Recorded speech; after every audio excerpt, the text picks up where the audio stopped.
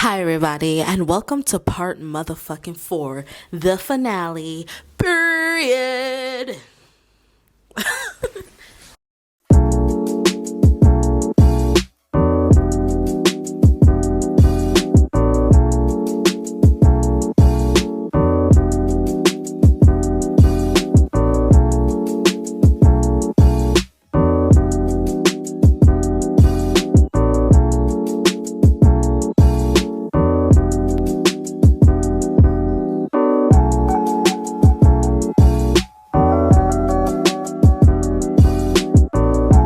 You can see me. Okay, so hey y'all, this is part number 4. Trigger warning again. I'm gonna try to make this fucking video smaller so that we could get up away from this video and we could just stop talking about it. Leave it in motherfucking November. Did you guys hear that? That was my neck. It's literally so bad.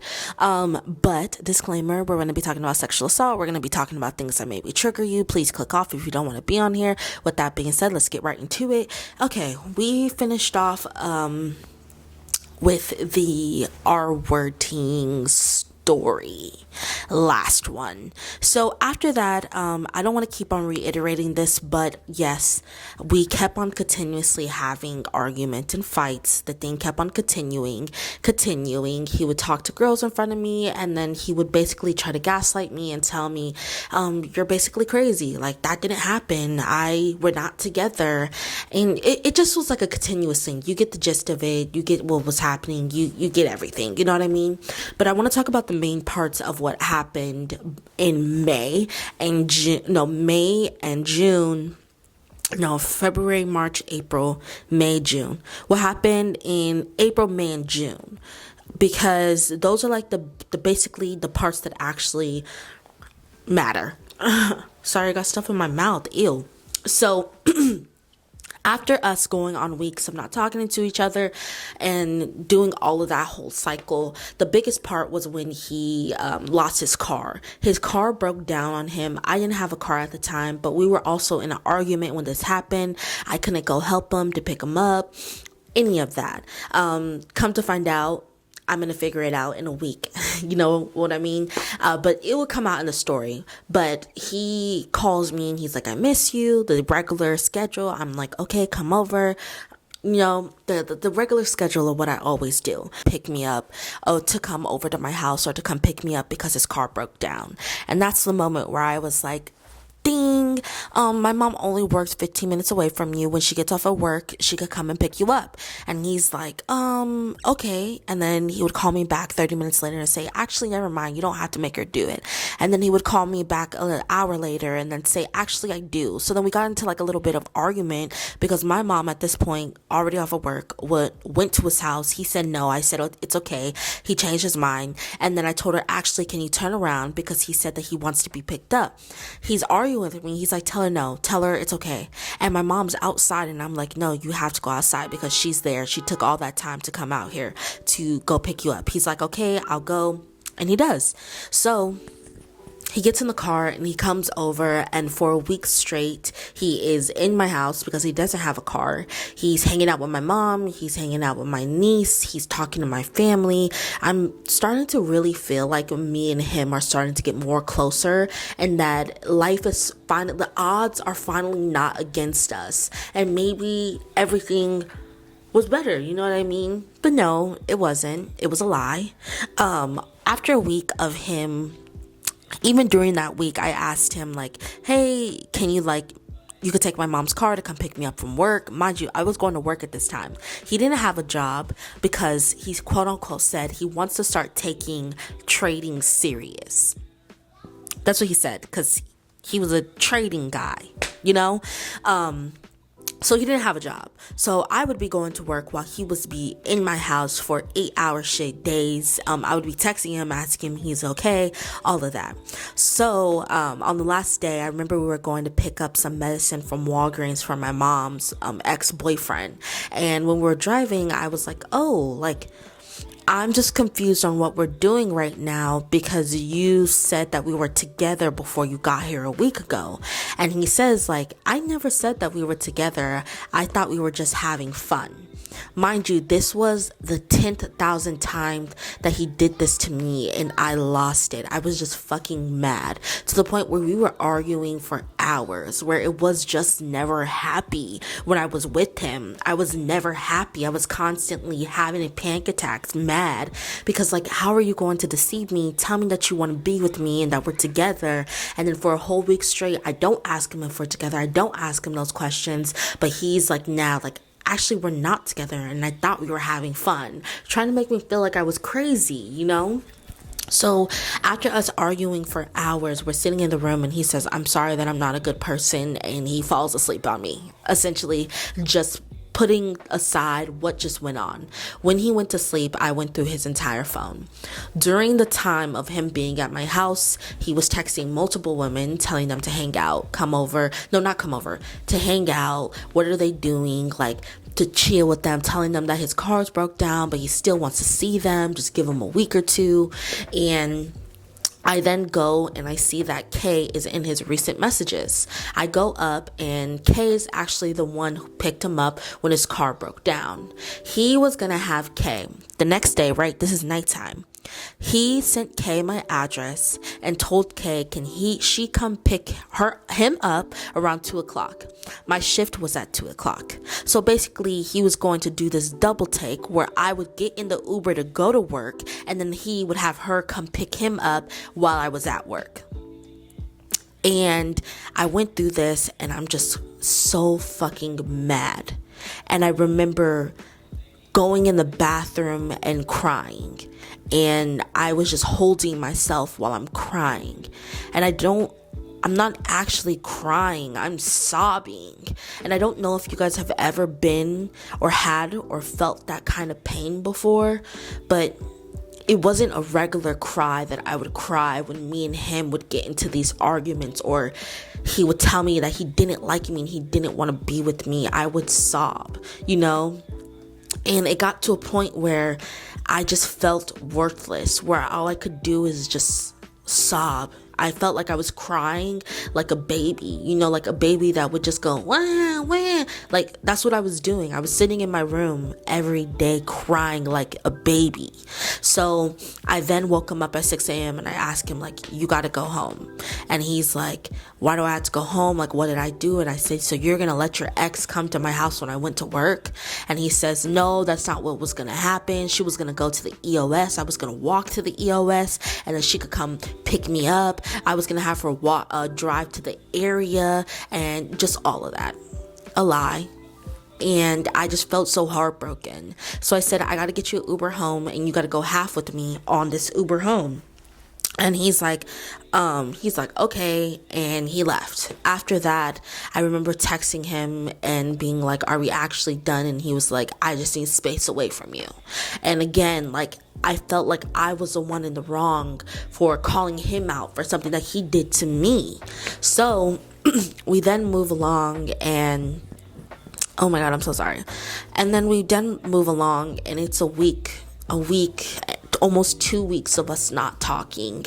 It's my niece's birthday, and I remember drinking with my family, and I was manifesting him back every single day. I was sitting in my bed watching meditations, trying to like telepathically get to the man, and I was just really, really down bad spiritually. Please do not do this to anybody, because I want to talk about the spiritual aspect of that. I was not calling him back.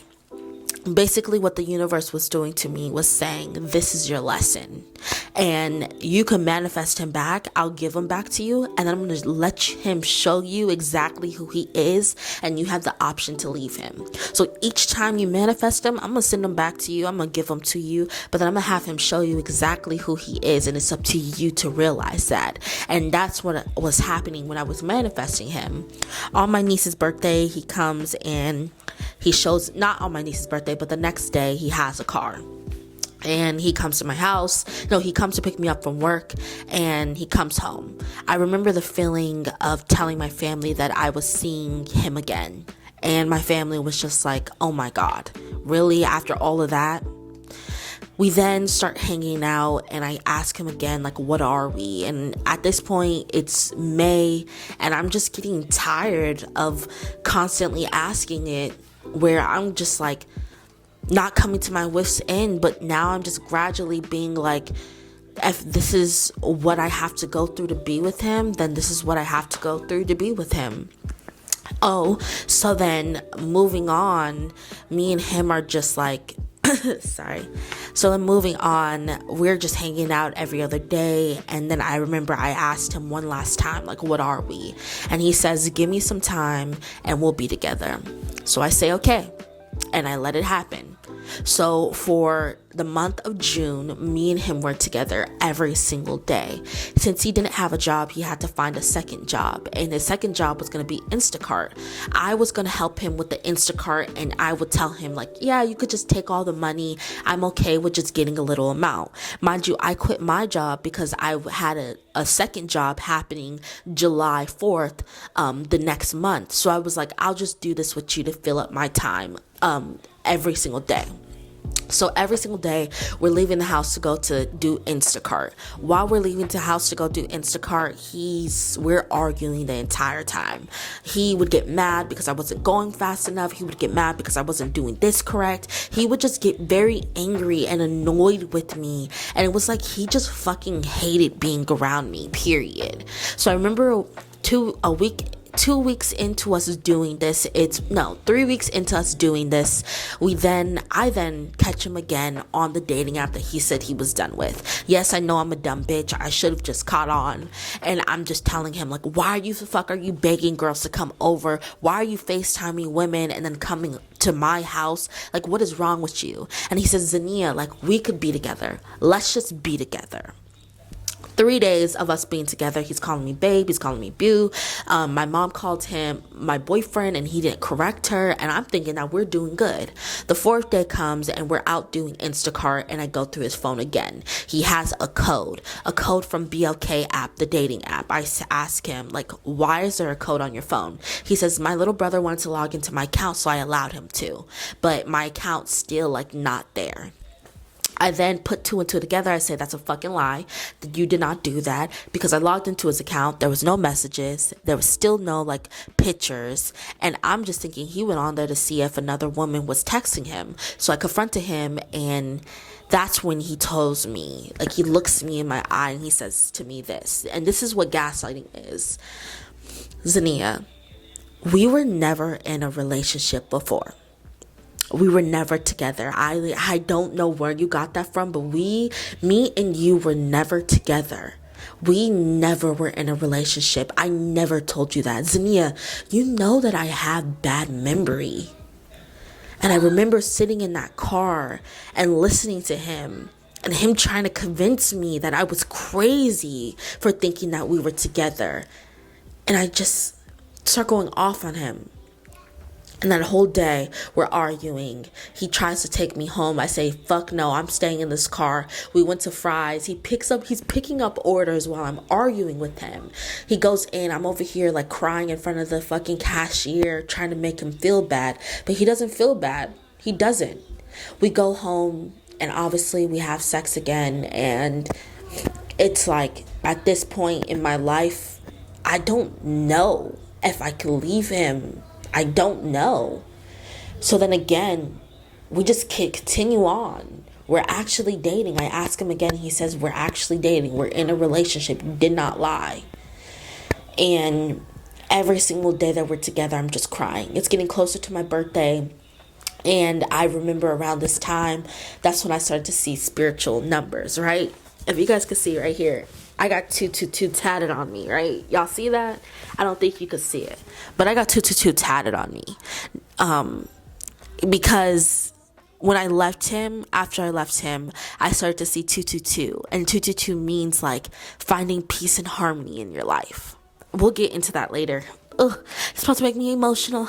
But, I started seeing 555 and 1111. 555 is meaning leave. Leave a toxic situation because there's better opportunities happening. 1111 means that there's something good is about to happen. New beginnings. And I just keep seeing this. And I seen a TikTok of a black creator telling everybody like, this is how you leave a man. This is why you should leave somebody who hurt you. And I just felt like that was put on my FYP page for a reason. You know, I was meant to see that. God put that on my page. But I didn't know how to leave him. So I stayed with him. It was getting closer to my birthday. I asked him, hey, are you going to help me like with my nails? Get my nails done? Are you going to get me a gift? And he says, I'll get your nails done. I asked him a couple days later and he says, actually, I'll go half with you. And I say, okay. And then he essentially says that he'll give me $20 towards my feet. When we were working, we made $600 each week. There's 4 weeks in a month. 600 times 4. I got $280 out of all of that money. I still had to choose between paying his gas or getting us food every single day with the money that I had. I paid for my nails, I paid for my lashes with that money, and I essentially got everything that I wanted done for my birthday. We were having arguments back to back. There was one night where we were having an argument and he got mad because after we left the movie, me and him are playing around and he pours his drink into my Harkins cup and drinks it. And I say, hey, why did you pour that in there? That's my drink. That's my cup. And he starts saying, I'm tired of you. I'm tired of being around you. Like, I hate being around you. Mind you, where was this even coming from? Where was this coming from? I just told you that you put your drink in my cup. So then essentially he leaves out my house and I'm following behind him and I'm telling him like, we could fix this. Come on, D. Let's fix this. And he's shutting the door on me while I'm crying to him and I'm telling him like, why can't we fix this? And he says, I don't know. I'm just done with you. And I go upstairs crying and I go cry to my friend and then he knocks on my door and says, I'm sorry that I'm not a good person, and falls asleep on me when I try to address what just happened. The other time was that I left out the movie theater too fast and he didn't like that I did that. And he just hated me.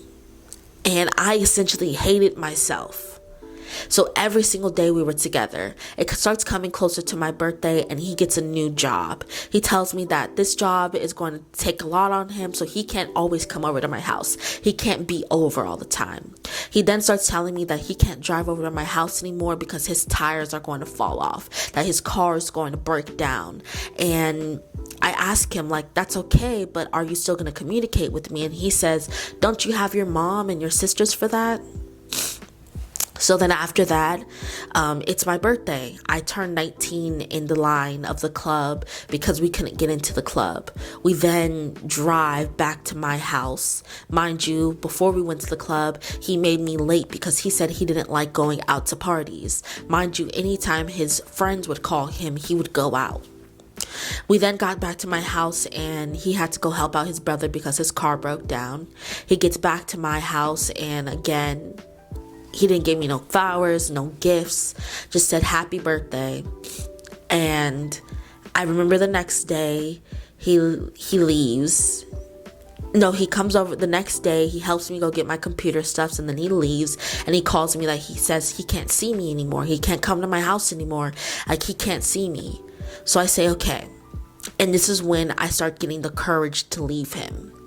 Because this is when I start to view him like, I fucking hate you. So then he would call me and say, I'm doing Instacart. Can I come over to your house? And then 30 minutes later, he would say, actually, I'm not coming over to your house. An hour later, he would call me and say, oh, I'm still doing Instacart. Can I come over? And then he would tell me, actually, I don't want to come over. And I just start crying to him. And I'm like, I think you're cheating. What can you do for me to make me feel like you're not cheating? And he says, Zania, I don't know what you want me to do for you. I'm trying to tell you that I'm not cheating. I'm not going to cheat on you. So then, again, I'm just like, I hate this man. He laughs at me while I'm crying to him, telling him, what can you do for me to trust you? The next day, the same cycle happens, and then we get on FaceTime again, and we ended this because I ended it with him because of a TikTok.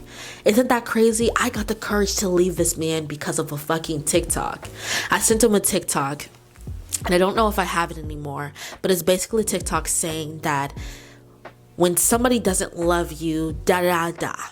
And he says, why are you acting like people don't care about you? You have your mom and your siblings. Exactly. I don't have you, but you consistently want me to stay with you. So then we got into an argument and I hung up on him because he's like, I'm about to hang up on you if you don't stop. And then we're texting, and remember the line of him saying, this isn't healthy. Mind you, at this point, he's the one who has not been making this situation healthy for me. And I start going off on him, and then I call him again because he's like, just call me back. We get on the phone and I start talking, and he basically acts like he doesn't want to be on the phone with me. I hang up on him and I say, I'm fucking done. And I blocked him. Unblocked him 2 days later and said, take me off your Instacart, because I was still getting calls and text messages. And then I blocked him again. The next day I wrote out a big paragraph and I tell him, I want to go no contact. I don't want to talk to you anymore. I don't want you to hit me. This is really done. And I mean it. And he says, Zinnia, I try to tell you like things could be different. He says something in between that line. I say, leave me alone. And I blocked him. And after that day, I left him. And if you guys don't know, 2 months later, he calls me. A month after that, he calls me. And then a month after that, I figured out that he was actually in a relationship for a month with my cousin.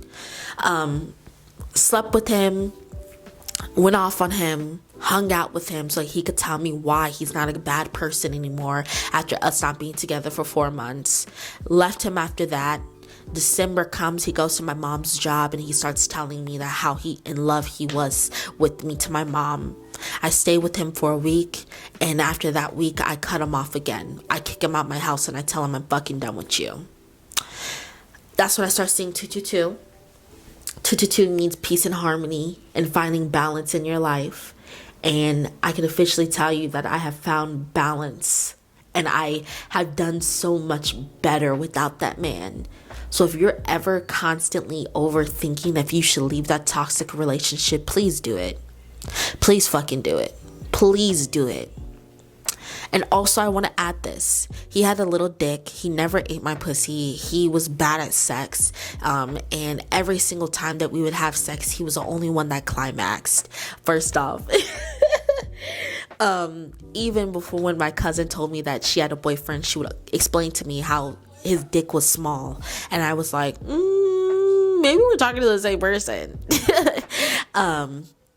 Another aspect of the sexual abuse of him using sex as a way to be like, manipulate me.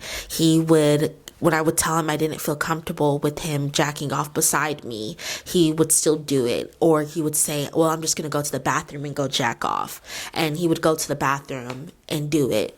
And there was just a lot of fuck shit went on with him that made me feel like I was a horrible person. But I love you guys, and that's the end of the motherfucking story. And I'll talk to you guys later. Bye.